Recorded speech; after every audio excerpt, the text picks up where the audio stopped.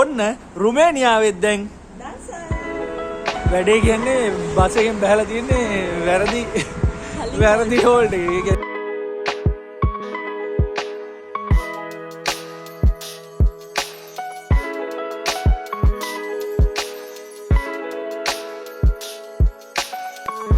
බුනා ඔන්නේදී පහුගිය දවස් ටිකේ අපි හරි ගොඩක් දුකෙන් හිටියේ. මොකද අපේ නෑදෑයෝ යාළුවෝ හැමෝම දන්සල් වඳින්න යනවා.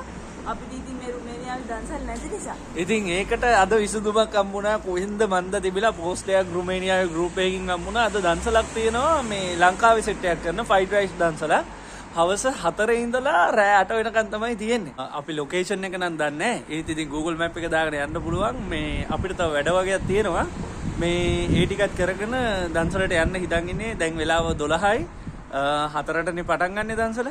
ඉතින් ඒ පැය 4 අපි ඒ වැටි කරගෙන ආයේ දන්සල් ළඟින් සෙට් වෙන්න තමයි හිතන් ඉන්නේ. එහෙනම් අපි දන්සලේ වීඩියෝ එකෙන් සෙට් වෙමු.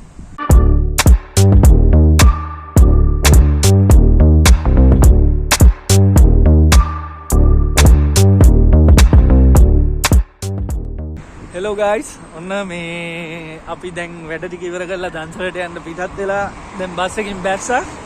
වැඩේ කියන්නේ බස් එකෙන් බහලා තියන්නේ වැරදි හෝල්ඩ් එකේ. ඒ කියන්නේ කලින් හෝල්ඩ් එකේ බහලා තියන්නේ.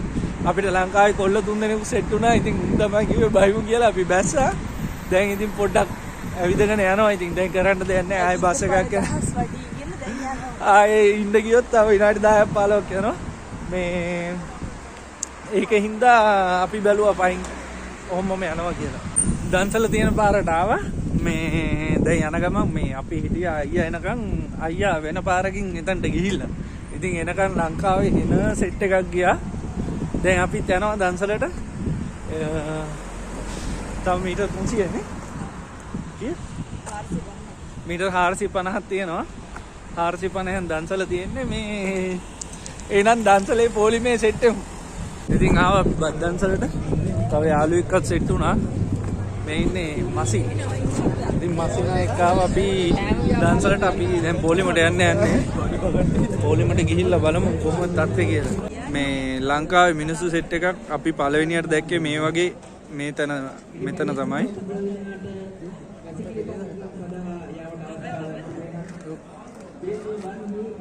හොඳ වෙලාවට ඇවිදන් ආවේ. දැන් වැඩිපුර කණ්ඩත් පුළුවන් නේ. ඊට පස්සේ අපි මෙන්න මේ විදිහට දන්සලේ පොලිමට සෙට් වෙනවා. ඇත්තටම කියන්න ඕනේ මේ අයියාගේ ගොඩක් යාළුවෝ සෙට් වුණා. මොකද පොර මෙහෙ ඇවිල්ලා අවුරුදු 5ක් විතර ගියේ. අවුරුදු 5කට පස්සේ ආපු ඉතින් දන්සලේ ඉස්සරහටම ආපුවම තමයි මේ විස්තරේ දැක්කේ. මේ ඔයාලට පේනවා ඉතින් මාරම පිරිසිදුයි මාරම පිරියවලයි ලංකාවේ කොල්ල සෙට් එක ග්ලව්ස් දාලා හැට් දාලා මේ විදිහට තමයි වැඩේ උනේ. ඩස්ට්බින් උනත් මම දැක්කා විනාඩි 10න් 10ට වගේ එතන හිටපු වෙලාව ඇතුළත විනාඩි 10න් 10ට වගේ ඩස්ට්බින් හස් කරනවා.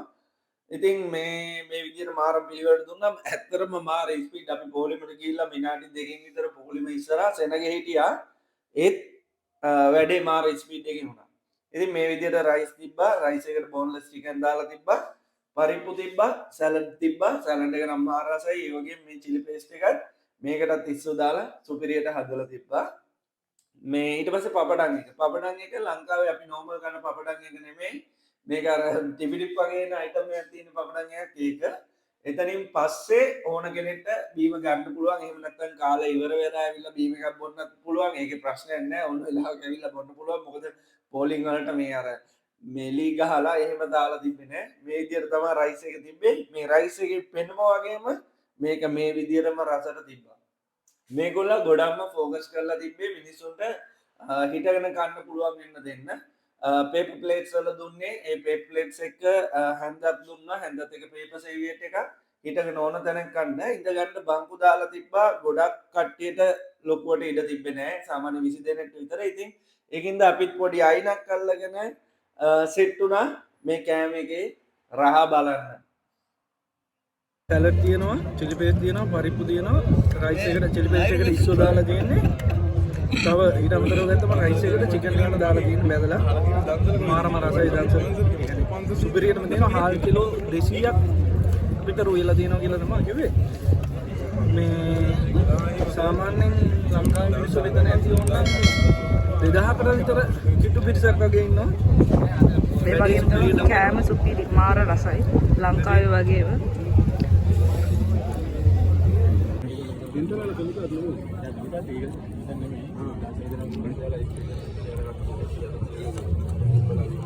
බත් කාලා ඊට පස්සේ ගියා අපි අයිස්ක්‍රීම් කන්න.